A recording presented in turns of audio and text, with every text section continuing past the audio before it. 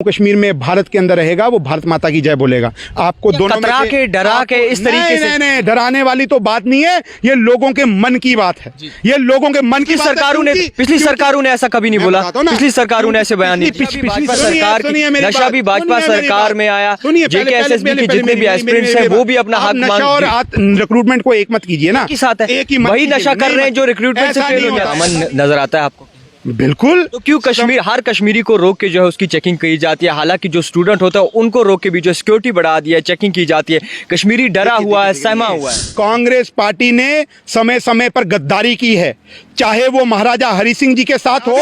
कोई गलत करने की कोशिश करेगा तो फिर उसका दंड सीबीआई और एसीबी और तिहाड़ के अंदर होगा, उसको बख्शा नहीं जाएगा। प्यार करता है वो पाकिस्तान जाएगा ना, जो भारत माता की जय नहीं बोलना चाहता। जिसको पाकिस्तान प्यारा है तो वो पाकिस्तान जाएगा, तो वो जम्मू कश्मीर में नहीं रहेगा ना, भारत में नहीं रहेगा। 24 अक्टूबर 1947 में जो है इंस्ट्रूमेंट ऑफ एक्सेशन हुआ था, उसमें जो है कई अर्जियां रखी गई थी। और आपको बता दूं कि भाजपा सरकार की जानिब से जो है आज एक बड़े पैमाने पे एक जलसा मुनक्कद किया गया हरि सिंह पार्क में जम्मू में। और इसी के साथ हमारे साथ मौजूद हैं बातचीत करने के लिए प्रभात जी, जो कि बीजेपी के एक लीडर हैं। इनसे मजीद समझने की कोशिश करेंगे कि आखिरकार जिस तरीके से ये जलसा हुआ है इसमें किस तरीके की बातें आगे रखी गई और क्या कुछ आने वाले दिनों में हमें नजर आ सकता है। सबसे पहले बहुत शुक्रिया वक्त देने के लिए। सीधे सवाल पे चलते हैं। इस जलसे में जो है बीजेपी चीफ रविंद्र रैना जी का कहना है कि डीएनए, कांग्रेस के डीएनए में जो है बाकायदा तौर पर गद्दारी है। किस तरीके से गद्दारी है ये समझने की कोशिश करेंगे। अगर आप इसको विस्तार रूप से समझ लेंगे तो किस तरीके से आज महाराजा हरि सिंह जी के बारे में आज सब लोगों द्वारा जो कसीदे पढ़े जा रहे हैं वो डिज़र्व करते थे, क्योंकि उनका जो राज रहा जम्मू कश्मीर के ऊपर वो एक लैंडमार्क और एक बड़ा गोल्डन पीरियड रहा जम्मू कश्मीर के इतिहास का। परंतु जब 1947 के बाद आज़ादी मिली, किस तरीके से उस समय केवल राजाओं को अधिकार था उस इंस्ट्रूमेंट ऑफ एक्सेशन पर साइन करने के लिए। और राजा हरि सिंह जी ने यहाँ पर जब इंस्ट्रूमेंट ऑफ एक्सेशन पर साइन किए और कांग्रेस के उस समय जवाहरलाल नेहरू जो देश के प्रधानमंत्री थे, वजीर आज़म थे, और यहाँ पर शेख अब्दुल्ला के षड्यंत्र के कारण उनको मजबूर कर दिया गया यहाँ से बाहर जाने के लिए। और 70 वर्ष उनके बारे में किस तरीके से यहाँ पर उलट पुलट और किस तरीके से उनकी इमेज यहाँ पर बनाई गई, जबकि उनकी शख्सियत से एकदम विरुद्ध था। आज इसीलिए गद्दारी बोलने पर मजबूर हैं हमारे भारतीय जनता पार्टी के प्रधान आदरणीय रविंद्र रैना जी, क्योंकि समय समय पर कांग्रेस हिंदुस्तान को बनाने में कांग्रेस का कोई हाथ नहीं रहा। कांग्रेस पार्टी सवाल एक रहेगा, क्या हिंदुस्तान बनाने में कांग्रेस परिवार का कोई हाथ नहीं रहा? सुनिए, कांग्रेस पार्टी ने समय समय पर गद्दारी की है, चाहे वो महाराजा हरि सिंह जी के साथ हो, चाहे वो सुभाष चंद्र बोस जी के साथ हो, चाहे चंद्रशेखर आज़ाद, शहीद आज़म भगत सिंह, सुखदेव, राजगुरु जी को आज तक हमारी किताबों के अंदर किस तरीके से उनको टेररिस्ट के रूप में प्रोजेक्ट किया गया, चलाया गया, उनको दिखाया गया रिवोल्यूशनरी टेररिस्ट, जबकि वो आज़ादी के मतवाले थे। और यहाँ पर गीत चलाया गया कि हमको जो आज़ादी है अहिंसा से मिल गई, हमको बिना लड़े हुए मिल गई, हमको बड़े शांति प्रिय तरीके से मिल गई। परंतु जो सही मायने में इतिहास के अगर हमारे क्रांतिकारियों का इतिहास देखा जाए उसके विरुद्ध था। परंतु कांग्रेस ने इस तरीके से इमेज प्रोजेक्शन की गई। और जम्मू कश्मीर के संबंध में अगर आप देखेंगे किस तरीके से महाराजा साहब ने कहा कि न्याय ही मेरा धर्म है, मेरे लिए कोई और धर्म नहीं। कई ऐसे पक्ष आते हैं जब एक गुज्जर समुदाय की महिला के लिए एक राजा जो जम्मू कश्मीर के दौरे पर थे और जब उन्होंने कोई उल्टा सीधा उसके लिए एक कमेंट किया तो महाराजा हरि सिंह जी ने उनको अपनी गाड़ी से उतार करके ये संदेश दिया कि यहाँ पर रहने वाली हर बच्ची, हर समाज की बच्ची मेरी बच्ची है, और अगर उसके ऊपर कोई गलत नजर उठाएगा तो वो मेरा सबसे पहला दुश्मन होगा। ऐसे महाराजा हरि सिंह जी जो सब समाज को इकट्ठा लेकर के चलने वाले थे, उनके साथ बर्बरता पूर्वक उनके साथ किस तरीके से यहाँ पर अन्याय किया गया, परंतु कोई नहीं बोला। अगर बोला तो भारतीय जनता पार्टी और देशभक्त जो यहाँ का समाज था, जो तिरंगे झंडे के लिए हुबले वतनी का जज्बा लेकर के अगर कांग्रेस ने महाराजा हरि सिंह के साथ गद्दारी की तो भाजपा सरकार महाराजा हरि सिंह के हुक्मनामों को क्यों नज़रअंदाज करी है? उन्होंने जो कहा था, जो लिखा था, उन्हें क्यों नज़रअंदाज करी? किसको नजरअंदाज किया गया? आप देखिए महाराज जी, 370 की बात करें, 371 देखिए आप हिमाचल में होगा, 370 यहाँ से हटा दिया भाजपा सरकार जब से आई है। सुनिए, आप मेरी बात सुनिए।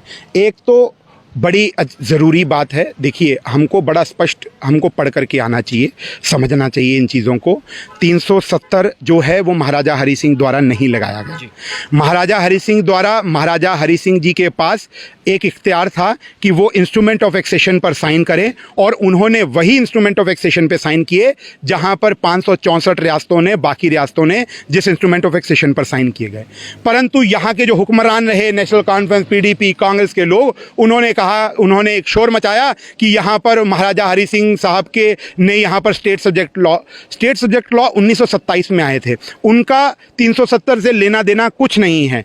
370 जो एक क्रिएशन थी वो जवाहरलाल नेहरू और शेख अब्दुल्ला की थी, और ये बदमाशी थी यहाँ के लोगों के अधिकारों को छीनने की, ये बदमाशी थी यहाँ पर सुल्तान और परिवारवाद चलाने की। आपने देखा पिछले कई वर्षों से यहाँ पर केवल 2 परिवार राज किया करते थे, एक नेशनल कॉन्फ्रेंस का अब्दुल्ला परिवार, दूसरा परिवारों ने अब्दुल्ला परिवार ने, आप पूरी बात सुनिए पहले, दूसरा महबूबा मुफ्ती का मुफ्ती परिवार। यहाँ पर आम व्यक्ति को, रियासत को चलाने की जिसके अंदर लगन है, जो आम लोगों की खिदमत करना चाहता है, उसको बाधित कर दिया गया, उसको रोक दिया गया। अगर ये कारण था तो 370 के कारण था। अगर यहाँ पर आम आदमी को जानने का सरकार में क्या चल रहा है, किस तरीके से अधिकार नहीं था, तो वह 370 के कारण था। और मानवाधिकारों का हनन, चाहे वो गुज्जर बकरवाल समाज के साथ हो, चाहे वो पहाड़ी के साथ हो, चाहे बॉर्डर पे रहने वाले के साथ हो, चाहे वेस्ट पाक रिफ्यूजीज के साथ हो, चाहे वाल्मीकि के साथ हो, चाहे गुरखा के साथ हो, चाहे महिलाओं के साथ हो, चाहे हर 370 के बाद क्या कश्मीर में अमन नजर आता है आपको? बिल्कुल। तो क्यों हर कश्मीरी को रोक के जो है उसकी चेकिंग की जाती है? हालांकि जो स्टूडेंट होता है उनको रोक के भी जो सिक्योरिटी बढ़ा दिया है, चेकिंग की जाती है। कश्मीरी डरा हुआ है, सहमा हुआ है। देखिए, कश्मीरी डरा और सहमा उस समय था जब यहाँ की सरकारें आतंकवाद को पोषित करती थी, किसी को सेंस ऑफ सिक्योरिटी नहीं थी। आज कश्मीरी कोई डरा नहीं है, ये एक नैरेटिव क्रिएट करने का काम कौन कर रहा है? मैं बताता हूँ ना, ये पाकिस्तान जो फ्रस्ट्रेशन में है और उनके जो कुछ चुनिंदा लोग रह चुके हैं यहाँ पर, वो इसको पोषित कर रहे हैं और वो ऐसा वातावरण बनाना चाहते हैं और ऐसा दिखाना चाहते हैं। 370 से पहले तो यहाँ पर सब कुछ ठीक था, 370 हटने के बाद सही क्या है? सही क्या हुआ? सही क्या हुआ? मैं बताता हूँ ना, मैं लोगों को बताता हूँ कि आप एक बात देखिए, 370 हटने के बाद पत्थरबाजी का एक भी इंसिडेंट देखने को नहीं मिला। 370 के बाद यहाँ पर एजेंसीज का पुख्ता रिपोर्ट है कि आतंकवादी की जो सीमा है, आयु सीमा है, वो कम हो चुकी है। जहाँ पर एक समय पर 3 महीने से सिक्योरिटी इतनी क्यों ज्यादा है? हर जगह पे क्यों एक कश्मीरी डरा हुआ रहता है, सहमा हुआ रहता है? सिक्योरिटी इसीलिए है ताकि फ्रस्ट्रेशन में जो पाकिस्तान प्रायोजित आतंकवाद है और उसको पोषित करने वाले कुछ गिने चुने जो लोग रह चुके हैं, वो ऐसे कोई भी अटैक ना करें जिससे हमारा आम जन हताहत हो। फिर भी मॉडस ऑपरेंडी बदल करके एक हाइब्रिड टेररिज्म के नाम पर जो वो चला रहे हैं, हमारी सुरक्षा बल और हमारी फोर्सेस इतनी पुख्ता हैं, उनके इंतज़ाम इतने पुख्ता हैं कि अब उसकी घटनाओं को भी बड़ा कम कर दिया गया है, बड़े स्तर के ऊपर उसको भी रोक लगाई गई है।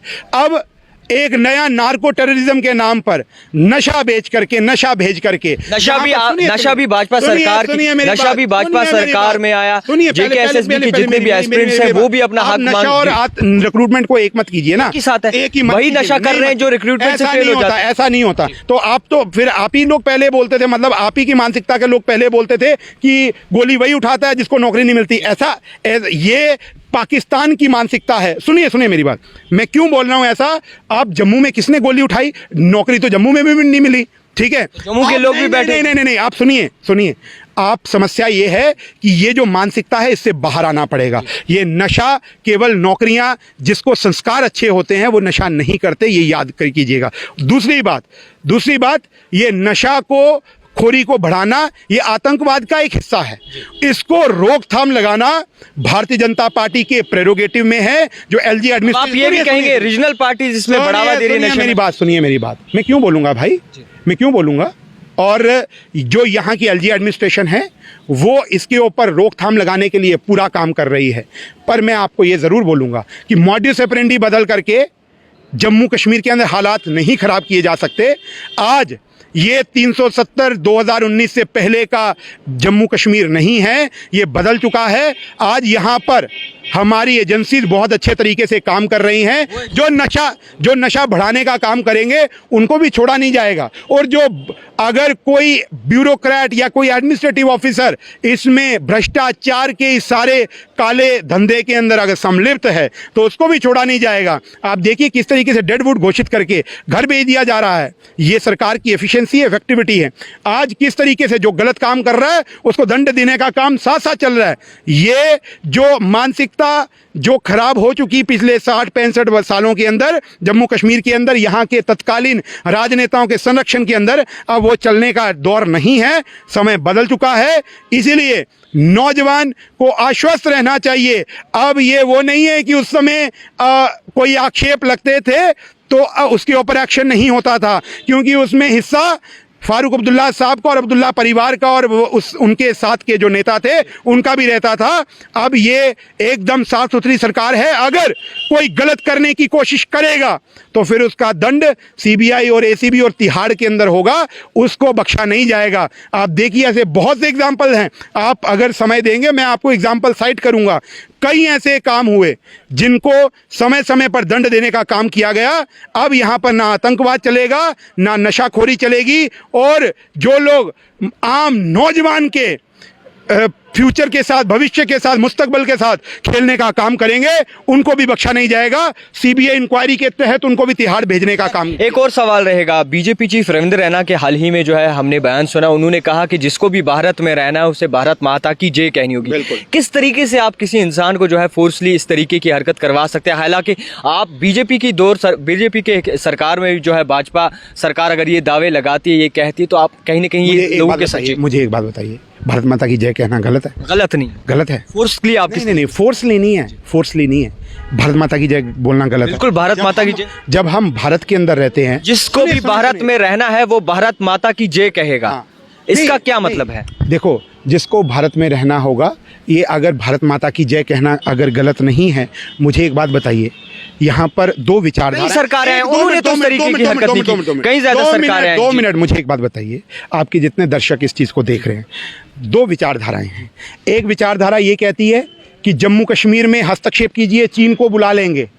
एक विचारधारा ये कहती है, उसी की जो सपोर्टिंग विचारधारा है वो ये कहती है यहाँ पर तिरंगा उठाने वाला नहीं मिलेगा। और अगर उसके पैरेलल में एक विचारधारा ये कहती है कि जो जम्मू कश्मीर में भारत के अंदर रहेगा वो भारत माता की जय बोलेगा। आपको दोनों में से डरा के इस तरीके से नहीं, डराने वाली तो बात नहीं है, ये लोगों के मन की बात है। ये लोगों के मन की सरकारों ने, पिछली सरकारों ने ऐसा कभी नहीं बोला। पिछली सरकारों ने ऐसे बयान नहीं दिए। पिछली सरकारें क्या कहती थी कि यहाँ पर तिरंगा उठाने वाला नहीं मिलेगा। पिछली सरकारें कहती थी चीन को यहाँ पर डराने वाला काम कर रही है, चीन को हस्तक्षेप डराने वाला काम। मुझे एक बात बताइए, वो जो चीन को हस्तक्षेप करना पड़ेगा और तिरंगा उठाने वाला कोई नहीं मिलेगा, वो डराने वाला काम था। तो लोगों ने उठाया, वही बता रहे लोग। सुनिए, उसका जवाब दिया ना लोगों ने। तो लोगों के मन की बात कहना गलत है क्या? इस तरीके से डराना, धमकाना। नहीं, ये आपका मन है, आप इसको किस तरीके से इंटरप्रेट कर रहे हैं वो बात अलग है। मैं ये कह रहा हूं दो तरह की विचारधाराएं हैं। एक भारत विरोधी बात करती है, एक भारत माता की जय कहती है।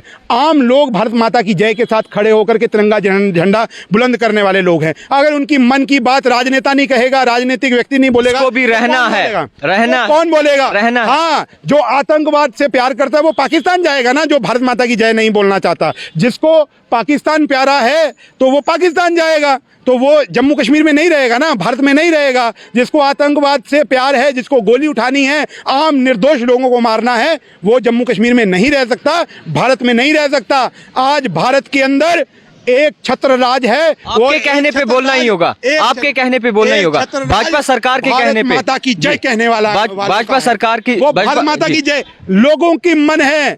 ये लोगों के द्वारा चुनी गई सरकार है। लोगों के द्वारा चुनी गई सरकार के अंदर अगर देश का प्रधानमंत्री लाल किले की प्राचीर से भारत माता की जय घोष करता है, तिरंगा झंडा बुलंद करता है, आम लोगों ने द्वारा चुना गया, उनके विचारों से एक लोकतंत्र के अंदर उनकी एस्पिरेशन को फुलफिल करने के लिए, और अगर एक लोकतंत्र की धारा के अंदर चल करके उनके एस्पिरेशन को बोलने का काम राजनेता नहीं करेगा तो कौन करेगा मेरे खैर, भाई? जिस तरीके से हमने सारे सवाल जो है वो जानने की कोशिश की अरुण प्रभात जी से, और अब लगातार जो है जिस तरीके से खबरें निकल के सामने, और इस रैली में एक सबसे बड़ी बात निकल के सामने आई कि रविंद्र रैना जी का ये कहना है कि कांग्रेस पार्टी के डीएनए में ही गद्दारी है। अब कांग्रेस पार्टी इस किस तरीके से देखती है वो देखने वाली बात होगी। देखते रहिए द टाइपराइटर जावेद खान के साथ।